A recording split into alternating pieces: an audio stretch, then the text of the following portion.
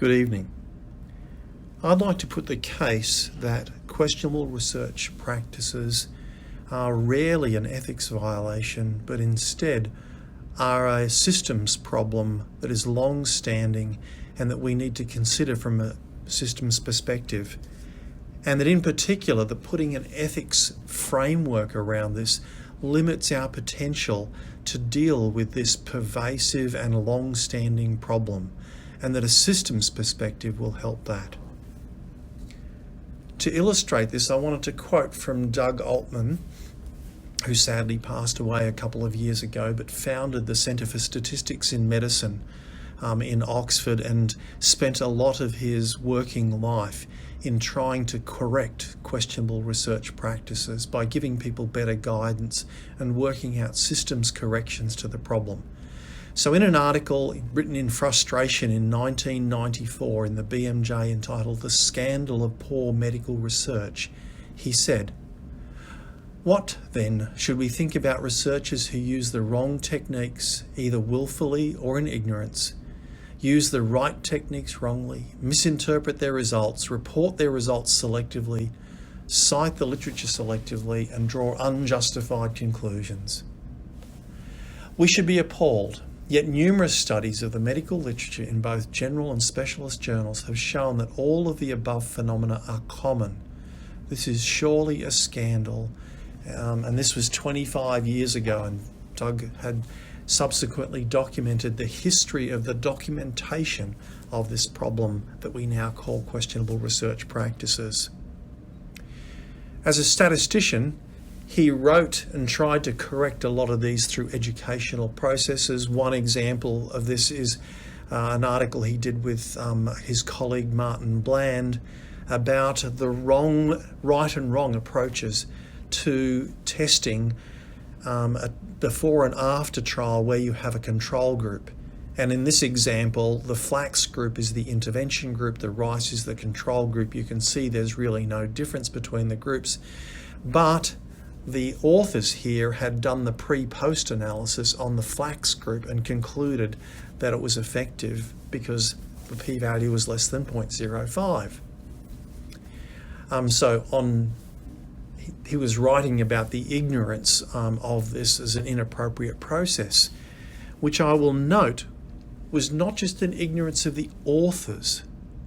This was also missed, obviously, by the peer reviewers and by the editors.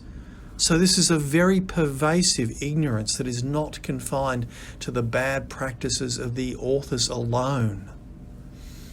Which is why I posted on Twitter this wrong analysis. I said in a 2-arm controlled trial is testing the pre-post difference instead of the intervention control difference using a post difference or an ANCOVA. Ignorance of statistics, an ethics violation, or please do a 95% confidence interval. And very few people thought it was an ethics violation. The largest percentage was for the ignorance in statistics, and some people wanted that extended to let's do a confidence interval instead of doing this p-value testing.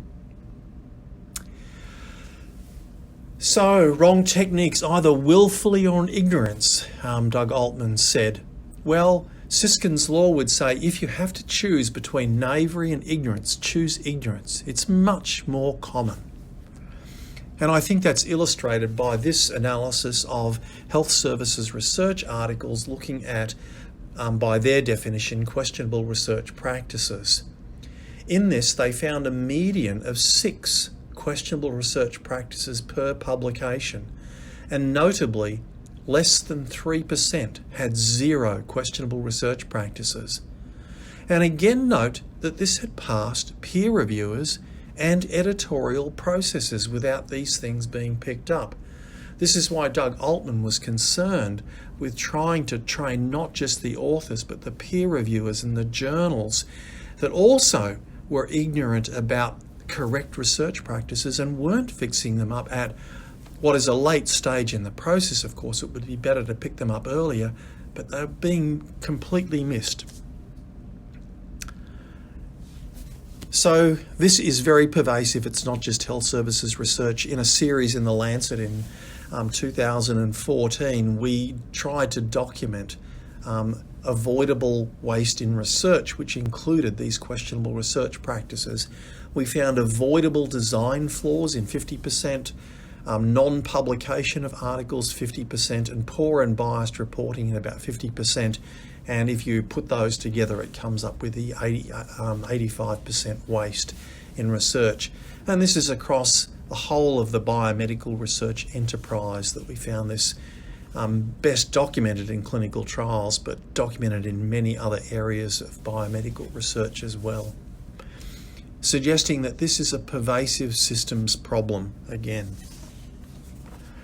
So, to quote Doug Altman again, as the system encourages poor research, it is the system that should be changed. So I suggest we need to reframe the question here from an ethics violation to, are questionable research practices a systems problem?